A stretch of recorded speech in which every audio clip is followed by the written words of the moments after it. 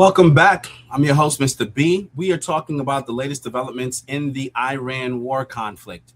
As some of you know, Donald Trump and the U.S. have created some ceasefire agreement with Iran, but that deadline is approaching. What will happen next? It does seem like the U.S. is trying to get talks to continue in Pakistan, but Iran has rejected those talks because he feels like they're not approaching the situation seriously.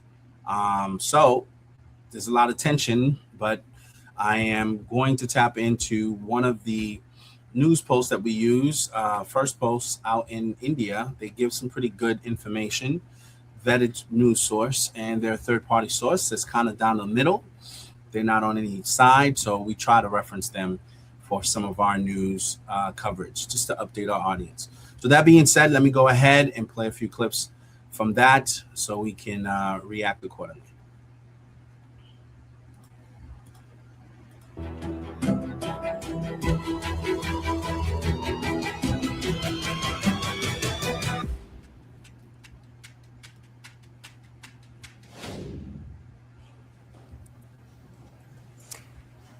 For weeks now, the Iran conflict has swung between escalation and diplomacy. Tonight, both are back on the table.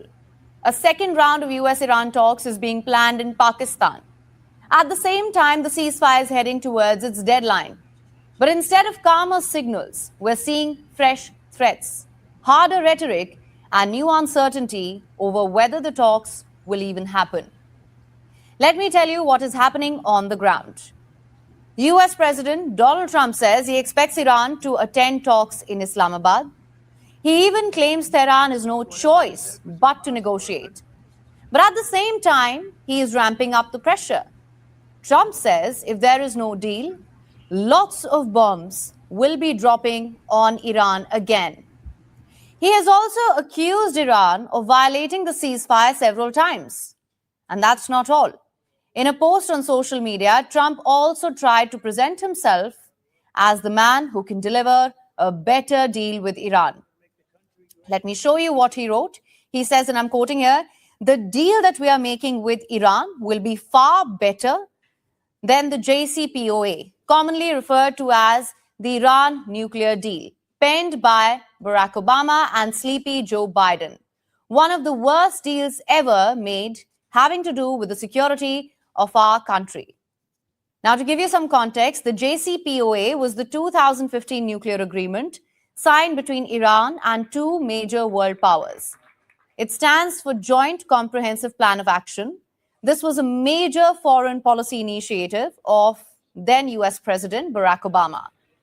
The deal placed limits on Iran's nuclear program, and in return, it offered sanctions relief to Tehran. But in 2018, Trump withdrew from the deal. He believed it was too soft on Iran and gave Tehran too much room to maneuver. So when Trump speaks of a better deal today, he's comparing it to the one he walked away from. Yesterday, he said a deal under him would be stronger. And I'm quoting again. "If a deal happens under Trump, it will guarantee peace, security, safety, not only for Israel and the Middle East, but for Europe, America, and everywhere else. It will be something that the entire world will be proud of." So the message from Washington is clear. Threats if talks fail, big promises if talks succeed. In fact, Trump has also said it is highly unlikely that he will extend this 2-week ceasefire again.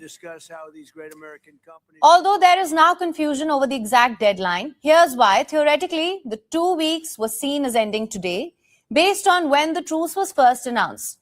But in his latest media interview, Trump said the deadline would end tomorrow. So even the clock on the ceasefire is now open to interpretation.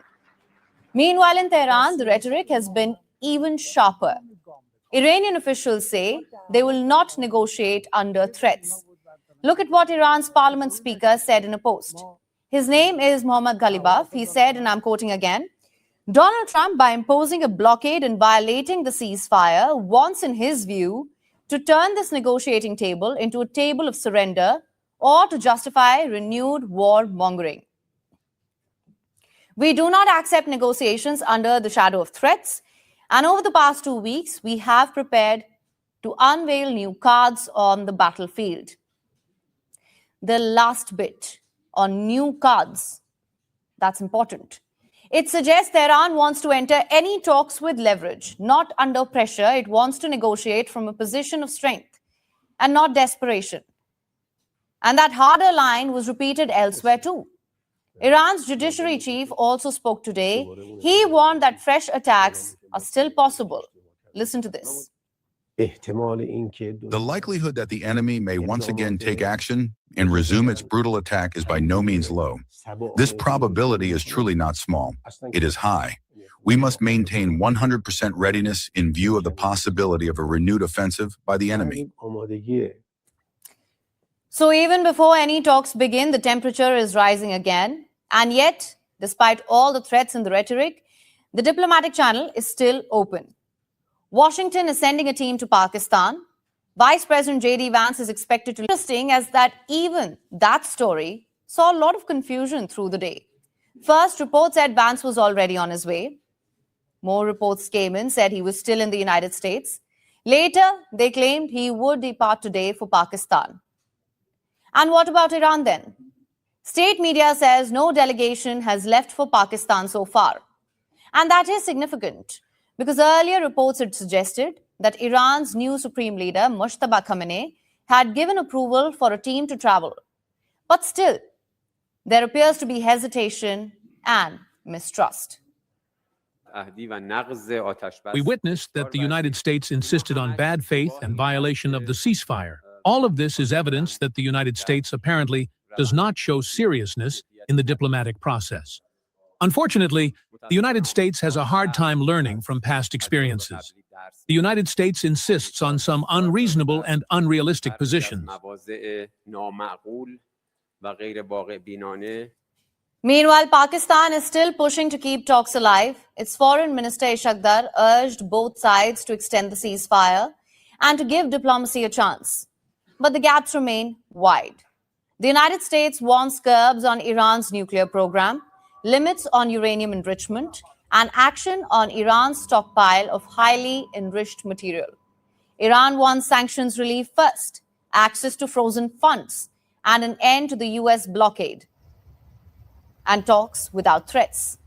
So even if both sides reach the same room, the hardest part would only begin there. This is why many experts say, do not expect a full peace deal. If talks do happen this week, they believe a more realistic outcome would be an extension of the ceasefire, a framework of understanding perhaps, or more time for negotiations. Still, the bigger question tonight is not just who arrives, it is whether either side is ready to compromise.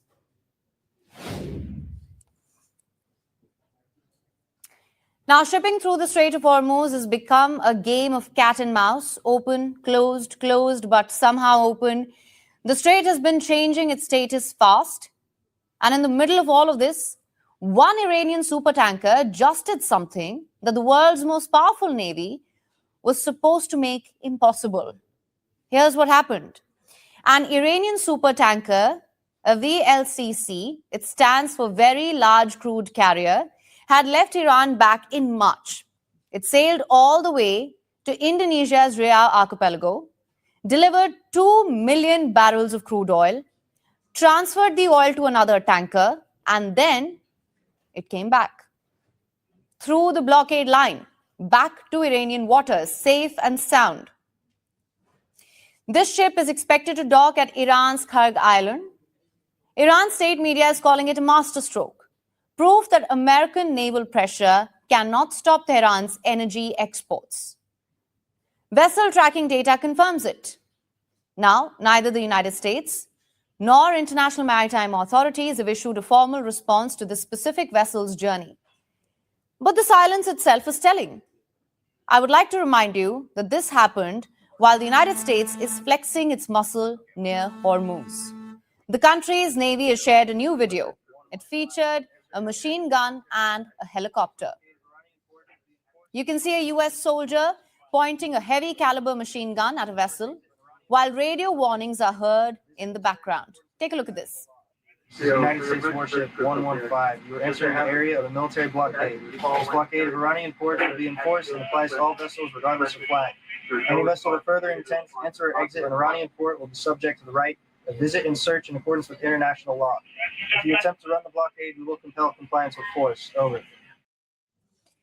Now, the US Navy says its blockade of Iranian ports is working. It claims it has forced 27 vessels to turn back till now. Today, the United States also claimed to have seized a stateless vessel. However, the exact location of the interception is not known yet. And then there's President Donald Trump. He says the blockade stays until Iran agrees to a peace deal. He says the blockade is absolutely destroying Iran. His words? They are losing $500 million a day, an unsustainable number even in the short run. $500 million every single day. That is the pressure Washington believes it is applying. Remember yesterday, I told you about the Iranian cargo ship Tuska. It was seized by the United States. The incident was heavily condemned by Iran, and China stepped in too. The situation in the Strait of Hormuz is sensitive and complex. China expresses concern over the United States' forced interception of relevant vessels and hopes that the parties concerned will act in a responsible manner, honor the ceasefire agreement, avoid aggravating confrontation and escalating tensions, and create the necessary conditions for the restoration of normal passage through the strait. Now, reports suggest the ship may have been carrying what Washington calls dual-use items, metals, pipes, and electronic components, goods that can serve both industrial and military purposes. According to reports, Tuska had previously transported similar material. Iran has not commented, but it has accused the United States of illegal blockade tactics and coercive diplomacy. The dual blockade has already impacted oil exports in the Gulf, and leaders are concerned. About 10% or 10 to 12% of the world's fertilizer supplies are blocked, right? We've seen a hike in the price of fertilizer, in the price of urea. We have seen, obviously, not only a rise in the price of oil, but a rise in the price of oil without any sort of stability. All of that is having an impact on, first of all, on UN agencies, on their capacity to plan, on their capacity to buy. The blockade has jolted energy and stock markets. However, oil prices took a breather today amid hopes of a peace deal. The Brent crude is now trading below the 95 per dollar barrel. Meanwhile, Gulf countries who are getting affected due to Iran's blockade of the strait are not sitting still. Take the example of Saudi Arabia and the UAE. They're scrambling to reduce their dependence on the single volatile choke point. And they are pushing new infrastructure such as pipelines, terminals, and storage hubs to diversify export routes away from the Iran-controlled waters. And they have options, though imperfect ones. Saudi Arabia has a 1,200-kilometer east-west pipeline.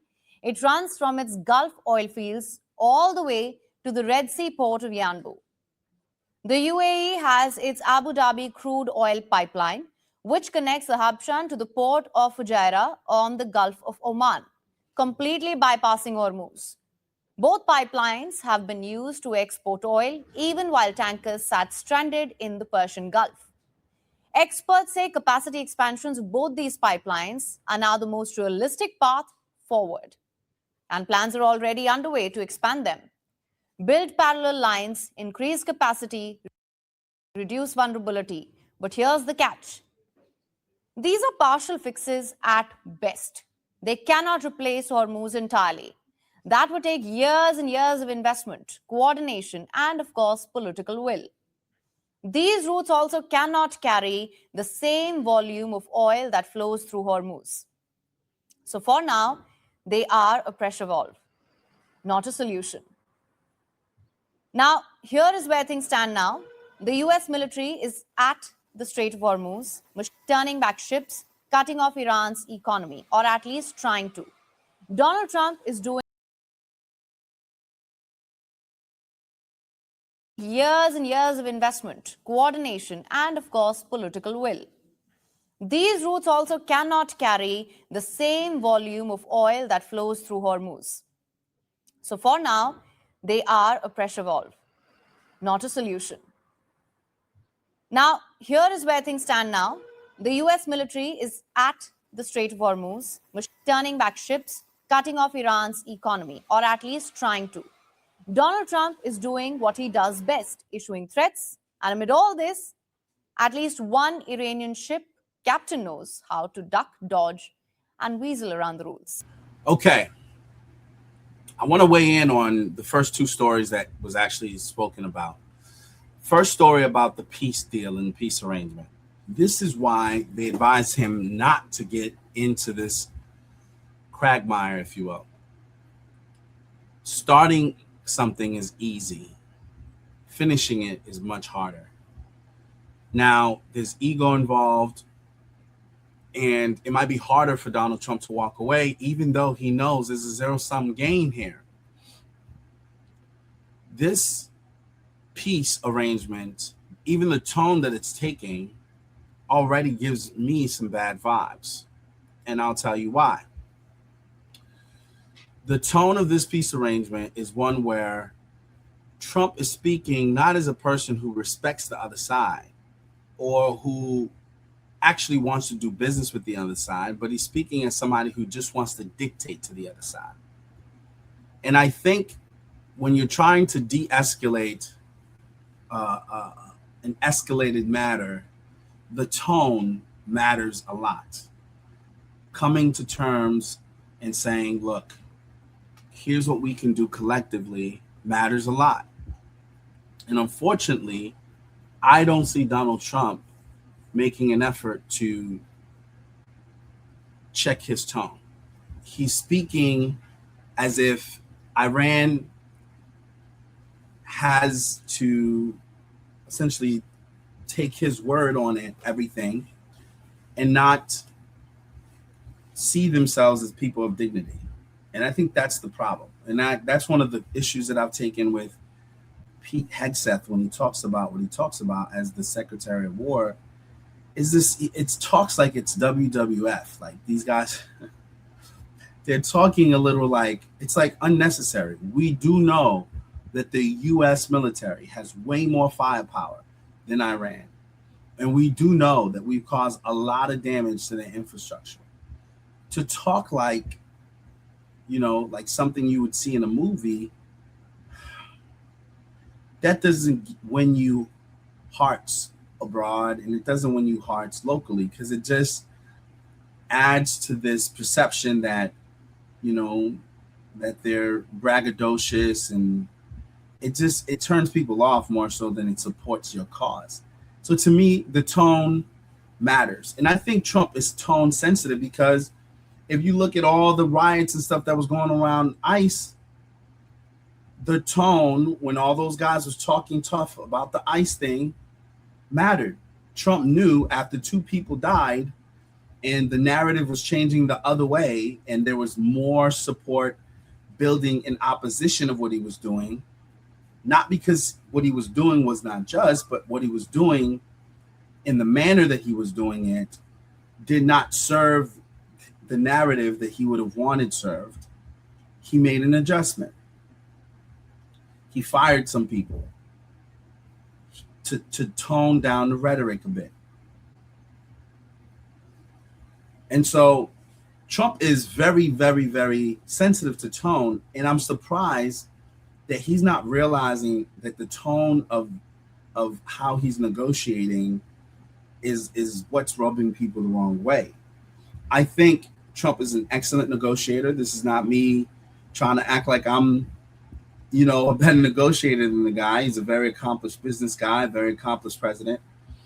But at the same time, I do think there needs to be people around him who at least advise him to turn the tone down a little bit. And turning the tone down a little bit means don't add fuel to the fire. I mean, this country is fighting for their dignity at this point. They're not fighting to win militarily against us. It's impossible for them to do that at this point, from what we can see. they can cause some harm. They can cause some economic damage, to us by slowing up the Strait of Hormuz and blocking and things of that nature. But, when we block theirs, all we're doing is creating two blockages. Does it solve the problem of the world not having the supplies they need? No. Does it solve the problem of the food shortages that's taking place? No. Does it solve the problem of the energy supply being short? No. Does it solve the high price problem for regular consumers who are not billionaires? No. It doesn't solve any of these problems. What problem does it solve? Maybe the fact that Trump wants to feel like he's got an edge and he can talk tough and pretty much pummel Iran. Maybe the ego problem is what it temporarily solves, but it doesn't really solve the overall problem. I mean, if we have a ceasefire, we're essentially saying we don't want to continue fighting, let's come to terms. But if you're coming to terms and you're telling the people, here's what they have to do, I get it. If you feel you've won a war, you're going to go ahead and you're going to dictate the terms that they have to sign off on. And maybe that's where we're coming from. We feel like we've won. And in a lot of ways we have. We caused a lot of damage to Iran's economy. But I just think we're winning one battle and losing the overall war. At the core of this war, from what I've learned, is the whole reliance on a petrodollar system. Iran, Venezuela, the things they have in common is that they were actors in creating systems that can go around the US dollar system. The US, through the petrodollar, can mandate that all countries do transactions in the US dollar for whatever the services that they're providing, specifically oil, right?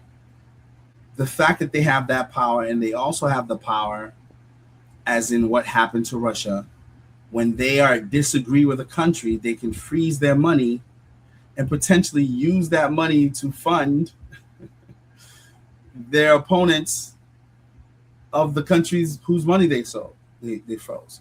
So I don't know if people followed along, but Ukraine had, I guess, the US and other Western powers freeze Russia's money, and then they were using that money to fund Ukraine in terms of buying armaments and stuff like that to fight against Russia. So for anybody who subscribed to the system, who's not an American country, they would think, oh, if that can happen to Russia, it can happen to us. So we're either going to sit around and think that it's not going to happen, because the same way that some of these countries watch things like that happen to Libya, from what I'm finding out, I guess the Muammar Gaddafi, the president of Libya, complied with the U.S. to not militarize and to not, be a threat to a particular country, and he still got murdered. Not right away, but he was still killed under a regime change operation that has left instability over in that country. And so what you have is a lot of people who are neocons, I guess you can call them, who believe that they can do these regime change operations for the sake of protecting U.S. interests, but it almost creates more of a mess than it helps. They have not a high probability of success. I don't know of any time where they've actually been successful in anything in doing that. So far, maybe you could say the recent operation in Venezuela, but it's really tough to do that, to carry out a regime change. From what I've been sort of reading and following online about the attempts that some of these westernized countries made to do that. And so I feel like there's an issue here where there's a disconnect between how Trump is approaching these negotiations. Yes, the U.S. has far pulverized Iran. I'm not going to be silly and pretend like we don't have more firepower than them. And we do have the ability to completely cause severe and fatal damage to that country. But at what cost? I think that's the question. Is yes, you can press a button and nuke the country, but is it at the cost of no other country ever wanting to deal with you and then fearing you to a point where they don't want to do business and now they're going to work around because they view you as a loose wire? I don't think that that's ultimately what we want. And I feel like that's the perception that a lot of people are getting at this point. So I just hope and pray that the president comes to a point where he pulls back. I mean, it's not, you're not conceding defeat if you find a peaceful solution to resolve this matter. I mean, I think a lot of the goals have been accomplished from what I can see. I mean, you killed the Ayatollah that apparently played a major part in some of the discord that led to us attacking them. And we've pretty much attacked a good portion of their military and significantly reduced their powers. Continuing to block the strait so that those people can't get food or can't get stuff that they need. It's just, to me, it's going to make more people turn away from the U.S., not necessarily see them as liberators. Like when someone is like, okay, we were actually protesting against the regime, but now we can't even get basic things that we need because not only is there a blockade on things going out, but there's a blockade on things coming in by the U.S. military. It's not going to bode well for the people that you're looking to have overthrow their government. So if anything, they're in a fight for survival. And anytime somebody's backed against a corner, it never ends well because they're fighting for their survival. It's like someone who's drowning. They're going to fight to live. And that's essentially what's happening here. I don't think that's the best solution. When someone's backed in a corner and they feel like they have to fight to live because they have nothing else to lose. At that point, they're going to throw everything at you because they have nothing else to lose.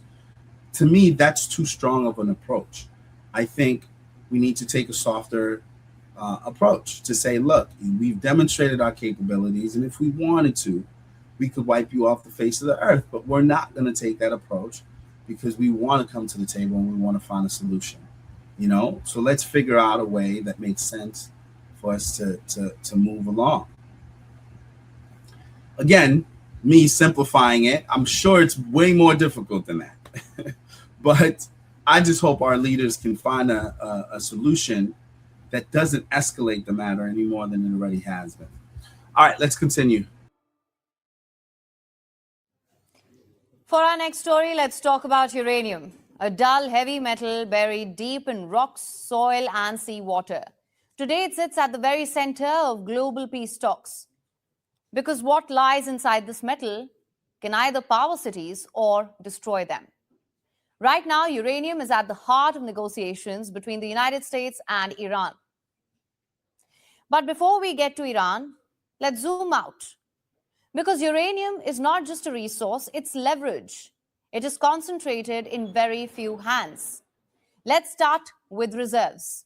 The country is sitting on the largest known uranium reserves. Australia tops the list. It has around 28% of the world's uranium reserves.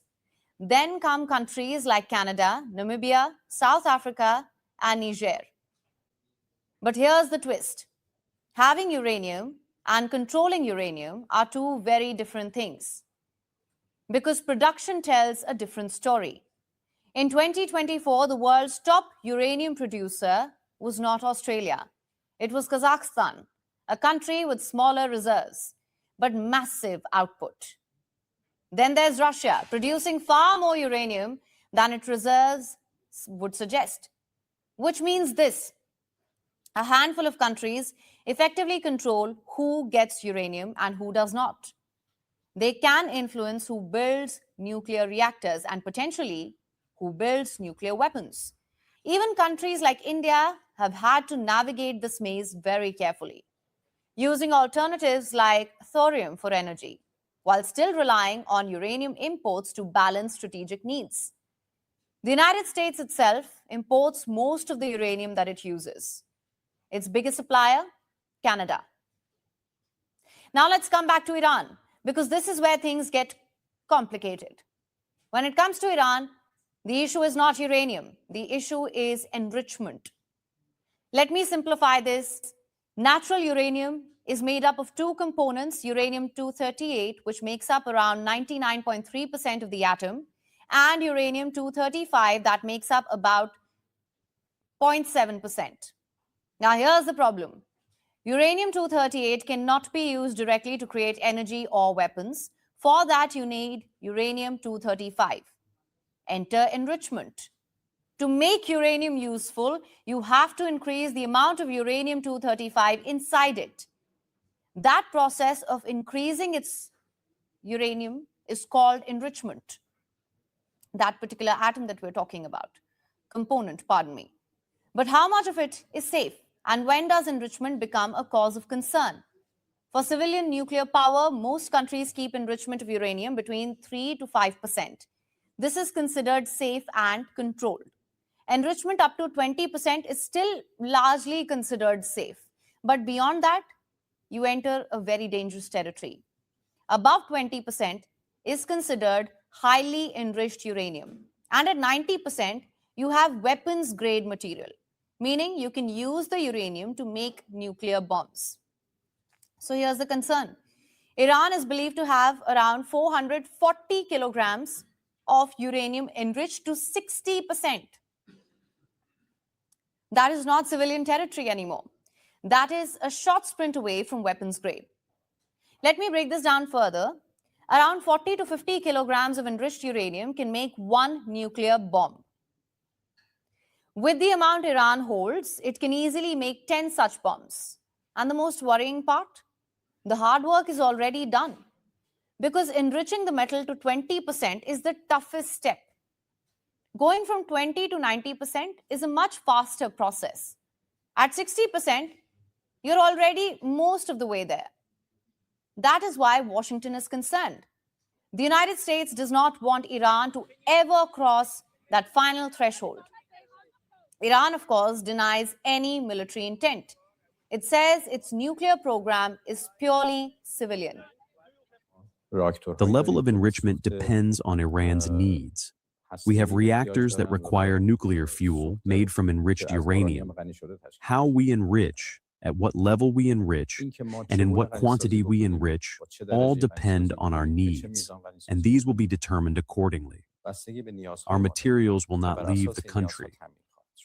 If confidence-building measures are required, we will carry them out ourselves inside Iran.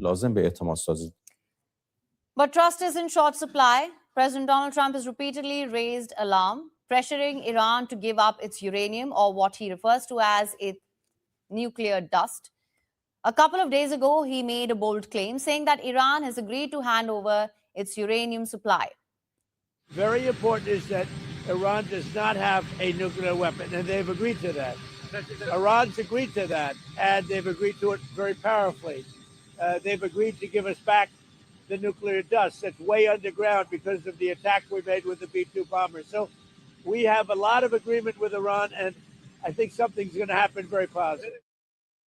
Now, there have been talks and reports of removing the uranium, possibly transferring it, which Tehran has denied. On the issues that have been raised, both in their media and by some U.S. officials, none of them can be confirmed. For example, Iran's enriched uranium is under no circumstances going to be transferred anywhere. Just as Iran's soil is important and sacred to us, this matter is also important to us. Now, Trump says recovering the uranium is going to be a long and difficult process, especially after joint U.S. and Israeli strikes last year. He might be right this time. Let me explain why. Much of Iran's stockpile is stored as uranium hexafluoride, a gas. It is kept in pressurized cylinders. It is highly dangerous. Expose it to moisture, it turns into hydrofluoric acid, which is toxic, corrosive, and deadly. This makes its extraction and transport rather dangerous. It would require advanced protective equipment and specialized containment systems. Now, most of Iran's uranium is located at these sites: Isfahan, Natanz, and Fordo. These sites are fortified and in many cases located underground within hardened tunnel networks. Moreover, some entry points are now blocked by recent strikes. And here's the kicker. International inspectors haven't had full access for months. So no one knows the exact condition, location, or even the quantity of the material with certainty. Yes, the United States has done this before. In 1994, after the collapse of the Soviet Union, it carried out a secret mission. It was called Project Sapphire. They removed 600 kilograms of weapons-grade uranium from Kazakhstan. But Iran is not Kazakhstan. Back then, there was cooperation. Today, there is resistance. Iran has not agreed to give up its uranium, even as nuclear experts push for it. Iran has a very ambitious, wide nuclear program. So all of that will require the presence of IAEA inspectors. Otherwise, you will not have an agreement. You will have an illusion of an agreement. So I am certain that we will be required and asked when the parties come to an agreement, hopefully, to provide the indispensable safeguard verification component of the agreement. And even if a deal is reached, questions remain. Where will the uranium go? To the United States? To Russia? As it had been suggested by Moscow? Or will it simply be diluted? Each option comes with risks. And one lingering fear. What if Iran still manages to keep some of it hidden?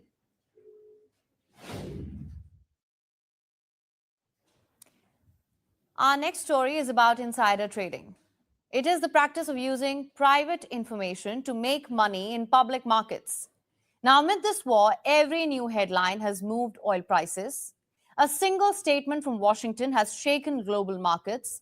But in several cases, large bets were reportedly placed just before key announcements.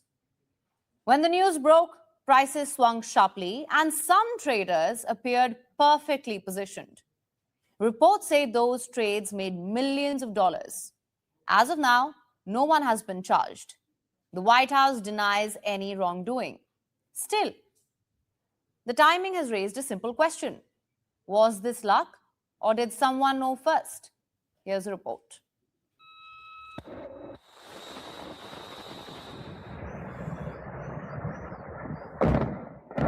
What if the first people to profit from war were not generals or politicians, but traders?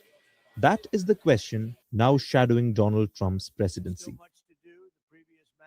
For months, a striking pattern has been emerging. Large bets have allegedly appeared shortly before some of Trump's most market-moving announcements. Then the announcement comes, prices move sharply, and a small group of traders seem perfectly placed. The pattern has surfaced around war headlines, tariff policy, oil markets, and online betting platforms. There is no public proof that Trump knew about any of these trades. There is no confirmed evidence that White House officials were involved. Still, the timing has drawn concern from lawmakers, analysts, and ethics experts. To understand why, look at how the money is made. Oil futures let traders bet on where prices will go next. If oil rises or falls suddenly, the right position can earn millions or even billions of dollars. Prediction markets work in a similar way. On platforms such as Polymarket and Kalshi, users wager on real events. Elections, military action, whether a ceasefire happens by a set date. The Iran conflict is where the numbers become hardest to ignore. On March 23rd, traders reportedly poured money into oil contracts. Minutes later, Trump said that the United States had held productive talks with Iran. That signaled that tensions might ease, and on cue, oil prices fell fast. Reports say around $580 million had been placed in bets before that statement. Then came April 7th. Heavy bets were reportedly placed that oil would fall again. And hours later, Trump announced a temporary ceasefire with Iran. Prices dropped once more. Reports estimated those wagers at roughly $950 million. But oil was not the only market showing suspicious timing. Online betting markets showed similar timing. Before the US strike on Iran, reports say more than 150 poly market accounts backed an attack by the next day. And then it actually happened. Many of those accounts won. Earlier in the year, another trader allegedly turned about $32,500 into roughly $436,000. How? By betting that former Venezuelan President Nicolas Maduro would be removed from power. His capture was announced soon after. And it's not just foreign policy raising questions. In April last year, markets were falling after Trump's so-called Liberation Day tariffs. Then trading volume suddenly increased. Minutes later, Trump announced a 90-day pause on many tariffs. The S&P 500 climbed 9.5% in one day. The law already recognizes that danger. Insider trading has been illegal for most Americans since the Securities Act of 1933. Those rules were extended in 2012 to cover US government officials using non-public information for profit. Yet no one has been prosecuted under that law because markets run on trust. Risk is normal, but unequal access to information is not. If some traders move first using private knowledge, confidence begins to crack. But ordinary people's savings can swing with sudden market shocks. A small circle may take the gains first. And then there's also the question of family profit. Reports say Donald Trump Jr. has also been linked to prediction market businesses. Critics say those ties create serious conflicts of interest. Supporters say no law has been shown to be broken. The White House denies any wrongdoing. In fact, it has also warned staff against insider trading. So this is not a story about proven guilt. It is a story about a pattern and who that pattern appears to benefit. Because when traders seem ready before the headlines arrive, one question remains. Who knew first?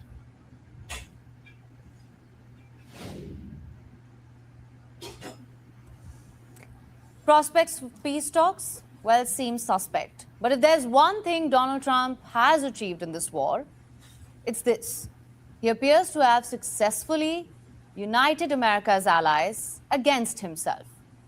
His anger at allies for refusing to join the war on Iran is now accelerating America's slow and painful breakup with the world. And his erratic moves, they're not helping.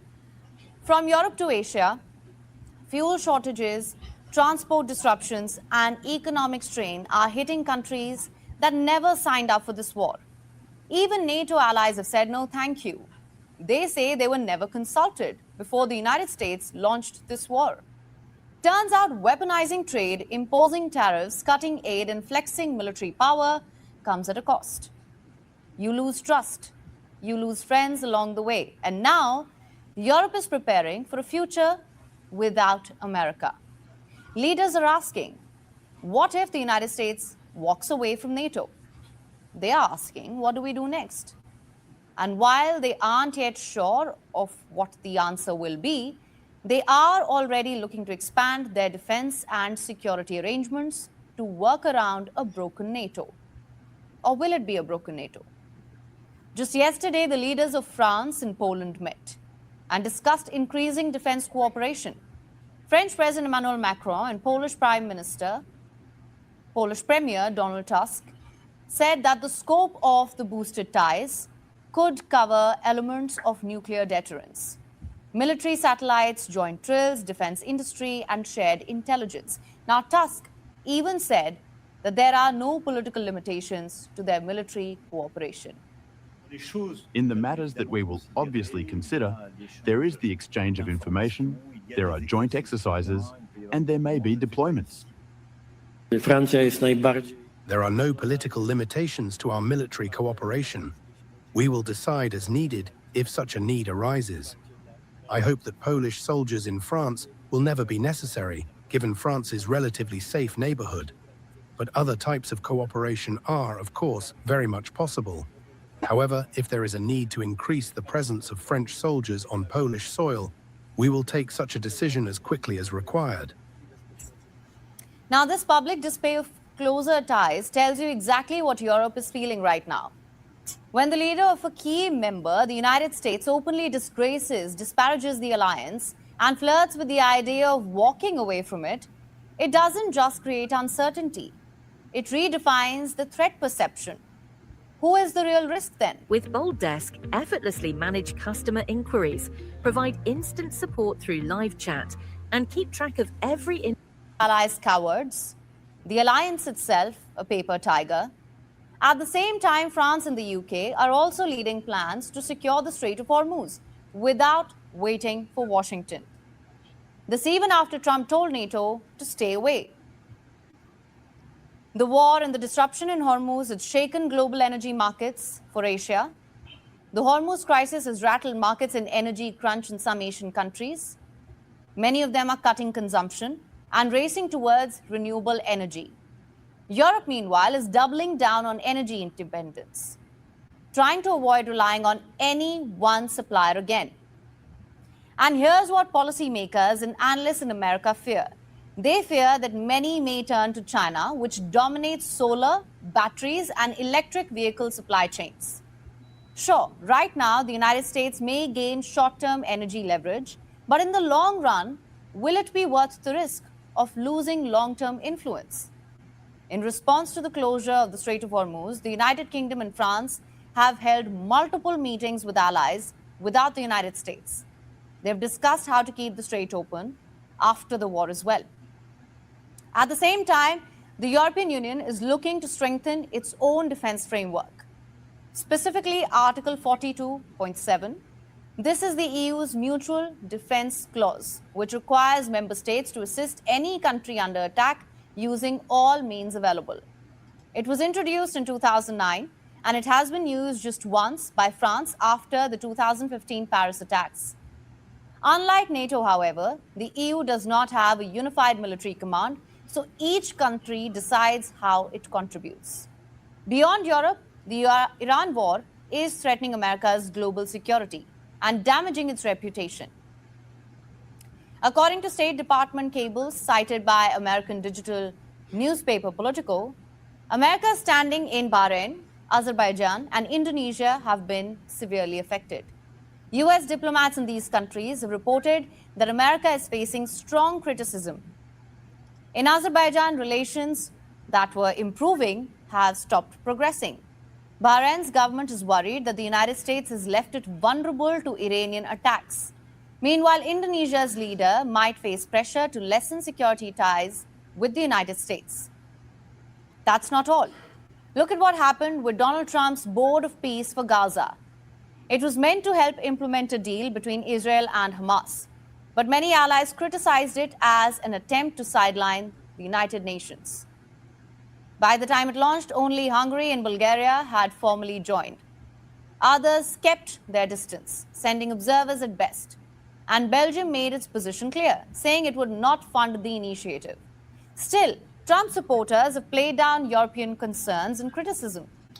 As Ambassador to Belgium, Bill White, has dismissed European concerns, he said, and I'm quoting here, "It's all baloney." I always say, like, our friendship, I say you're stuck with us. We're friends for life. You can't get rid of us. Hopefully you don't want to get rid of us. We don't want to get rid of you. We may argue about a few things, so what? But if me, in my job, if I always remember the battlefield and that moment, like that story, there's a million of those stories. That's what keeps me centered on my responsibility and my focus, and that has my attention. Trump supporters say all is well. Of course they do. But zoom out and you will see all is actually not well. America's reputation is at stake. Trump's constant back and forth on the Iran war has left America's allies more uncertain than ever. Friends don't know what to believe. Adversaries don't know what to fear. And even his own cabinet is divided. The long-term damage to US reputation may not be visible yet, because if you're in Washington, the real question is this: what do China, Russia, North Korea, and Iran do with this moment if America keeps losing friends? Okay, so we just seen a few stories here. We've seen some stories about the peace being delayed. We've seen some stories about the Strait of Hormuz apparently being blocked on both sides. Iran is blocking the strait, and now the U.S. is blocking Iran from blocking the strait. We've seen stories about some insider trading taking place as a result of this war, right? Certain announcements are being made, and then, trades are happening, and people have questions. And now we've seen stories about the U.S. losing friends. So if we had to take inventory of where we are today and whether or not this was a good idea or not, I think it's fair to say that it wasn't, because the whole point of our interjecting is to save the world and for the world to perceive us as the people stepping in to do the right thing on behalf of the world. Well, when people are hungry, their prices are high, and things are not moving as you say it would, in the timeline that you said it would, people are going to have questions. And it doesn't help if it appears as if people are profiting from the decisions being made related to this war. So this is, I think, what a lot of people who supported Trump was trying to get him to avoid, not getting himself tied down in something that's going to stain his legacy. And unfortunately, you can't deny these facts. These are things that are currently in the news, that is public knowledge, that are raising questions. Now, going into a midterm election where you have very razor-tight margins to control the House and the Senate, you don't have enough wiggle room to get cute. And unfortunately, the Trump administration has gotten cute. Now, maybe his estimation of what he's doing is going to differ from what other people think will happen. Maybe Donald Trump will defy the odds again, and despite making this decision, he'll get more support, and the Republicans will win across the board, both in the House and in the Senate, and he'll continue to control government, and he can continue on his agenda. Or maybe everything he's doing now is going to affect the gains that he made when he ran in 24, and it's going to actually have a negative effect on his ability to continue doing his agenda. Now, here's what I think. I personally believe if the Supreme Court had allowed Donald Trump to continue charging tariffs, we would not be in this war. I think that took a lot of air out of him.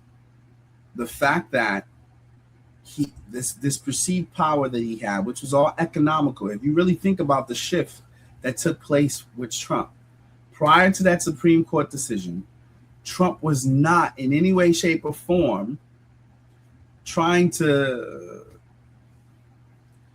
do regime change in different countries. We went through a whole first term with Trump, and Iran wasn't on the table. We're on his second term, the first year. He's already, taking actions against Iran. To me, I feel like there was a major change, and I've been paying attention, from the point where Trump had that Supreme Court decision on tariffs to go against him. I think that's when he realized his power is not that good, or not going to be honored by the country in certain aspects. I'm sure he can finagle other things, but it doesn't hold the same weight as what he was doing. I think that deflated him in a way, maybe not much that he would talk about, but I think that affected him in his agenda, because now the U.S. may have to pay a bunch of countries back, as the U.S. government is getting sued left and right for those tariffs that was not properly administered.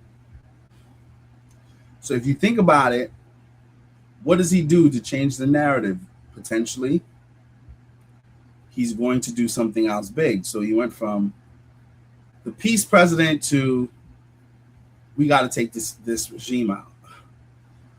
What happened? Trump was on a high. He was positive. He was upbeat. He was light. Now Trump is cursing on social media. I mean, I've never really seen him do that like that. You know, there's frustration there. There's something going on, right?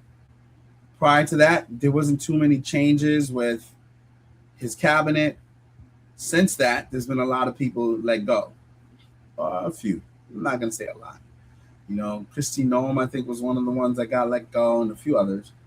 And please pardon me if I jacked up some of the names, but yeah, I just think Donald Trump is trying to save his legacy. He's trying to go big or go home. And I think in so doing, he's risking completely plummeting his legacy. And these little stories coming out about insider trading and all that stuff is not going to help the situation. Now, to add to this, Trump was a big critic of Joe Biden, saying that he was very corrupt and the son was taking money and da-da-da. And then he gets into power and it seems like, you know, he's doing his thing. I feel like both politicians are going to try to figure out how to make money, whether they're Democrat or Republicans, and they're going to make money. You know what I mean? That's going to happen on both sides because they play the game. To us believing that these guys are going to have access to insider trading tips and they're not going to call their stockbroker and trade in, I think we're foolish if we think that that's not going to happen. Of course it's going to happen. So not that I think it's right, but I think it's common. So that's not something specific to Trump. That doesn't make him more corrupt than Joe Biden was or than Obama or than Nancy Pelosi or anybody else. It just means that, you know, these guys with all that power and all this access to information, they sometimes use it to their own self-gain. Now, if we as people don't want that, then maybe we need to, you know, demand that they put measures in place where that can't happen. But as it currently stands, there is no legal grounds that can, you know, that can kind of pin a case against him for doing what he's doing, from what I can see. I mean, now, if there's new evidence, you know, and somebody can point out where he specifically did something to violate the law, you know, because still to this day, you know, we can't find any evidence pinning anything to Joe Biden, even though there was a guy that went on Tucker and literally said, hey, I was actually conspiring with, you know, the son and the father to get the money. Nothing came of that. You know, you got a guy who said I was directly involved and this is how we was getting the money over here. Nothing came of it. So when people see stuff like that, they just view it like this is common. This is what politicians do. Hopefully we change that, but that's what it seems like. All right. Okay. Well, there you have it, folks. That was the end of our updates for the day. We try to get you a couple different stories and give some opinions on them and some analysis around it. Hopefully you guys found this information to be useful. Definitely stay connected. Find a reliable source that, you know, is giving credible information, and just be mindful of what you're sharing, you know, online, because you don't want to be somebody pushing misinformation. Now, I'm not in any way, shape, or form trying to push any misinformation. All right, so which is why I try to cite some credible sources when you know, I talk about a particular topic based on what's being said through that source. Now, I don't have all the details and every in and out. You know, I'm just essentially providing some commentary as I see it based on the information that I do have. But I do welcome you guys to like and subscribe and stay connected to the channel, but also to weigh in on these topics. Let your voice be heard and let me know what you think about some of the topics we covered here today. So go ahead in the comment section, engage, share the videos, and let's stay connected. All right, guys, it's yours truly, Mr. B, signing out. Have a blessed day.